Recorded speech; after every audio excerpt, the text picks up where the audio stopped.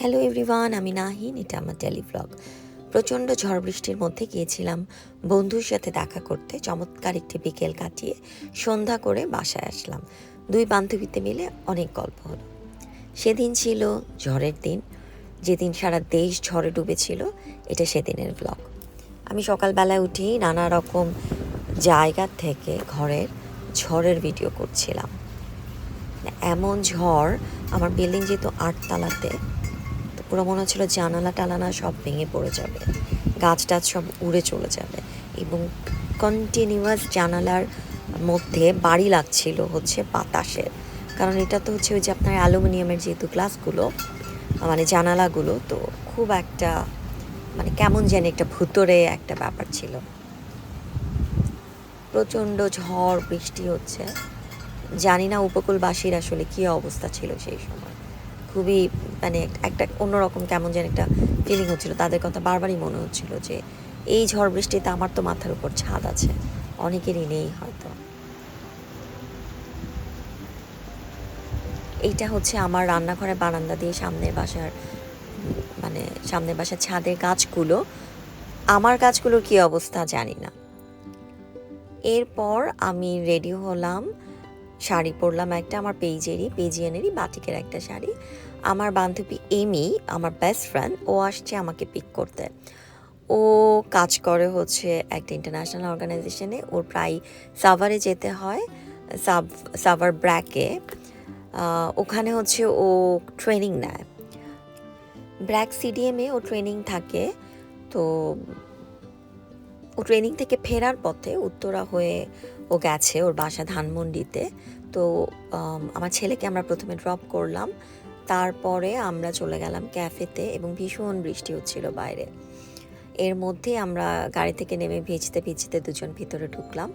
আমাদের আসলে ব্যস্ততার কারণে, দুজনেরই ব্যস্ততার কারণে নিজেদের সাথে সময় কাটানোটা হয় ভীষণ কম। কিছু কিছু মানুষ থাকে যার সামনে আপনি খোলা বই, এমনির সামনে আমি ঠিক তাই, একদম খোলা বই। আমি যদি কোথাও অন্যায়ও করি, কোনো একটা খারাপ কাজও করি, সেটা নির্দ্বিধায় আমি যে মানুষটাকে বলতে পারি সেটা হচ্ছে এমি। মানে আমি ওর কাছে যে কোনো কিছু স্বীকার করতে পারি, যে কোনো কিছু বলতে পারি, এবং একই বিষয় তার সাথেও, মানে তারও আমার সাথে। বন্ধুত্ব তো আসলে শুধু বন্ধুত্ব আসলে আস্থার বিষয়, আস্থার জায়গা থেকে বন্ধুত্ব তার তৈরি হয়। এবং আরও কিছু বিষয় থাকে, সেটা হচ্ছে বিশ্বস্ততা, আস্থা, একজন আরেকজনকে ছোট না করা, ক্লাস নিয়ে ফাইট না করা, হিউমিলেট না করা, রেসপেক্টটা রাখা। রিলেশনশিপের রেসপেক্ট ইজ ভেরি ইম্পর্ট্যান্ট। তো এইসব কারণেই আসলে দীর্ঘদিন ধরে আমাদের বন্ধুত্বটা আসলে অটুট, এবং আমরা একজন আরেকজনের কাছে খোলা বই। এটা আমার খুবই পছন্দের একটা ক্যাফে উত্তরাতে।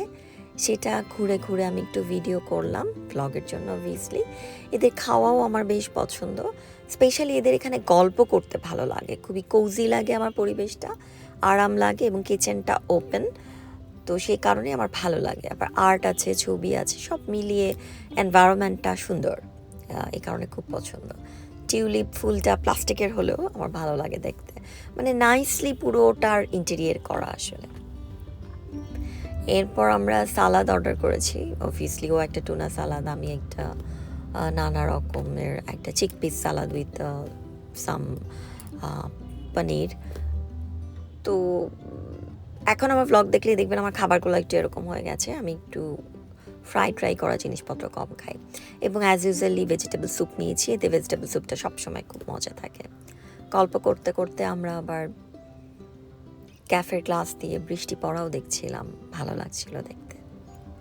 একটা পর্যায়ে ওর হাজব্যান্ড আসলো, কাইজার। একটু আগে একটা ভিডিওতে দেখলেন সাইডে বসে ও কাঁদছে। কাইজার এসছে এমিকে ধানমন্ডি থেকে পিক করার জন্য।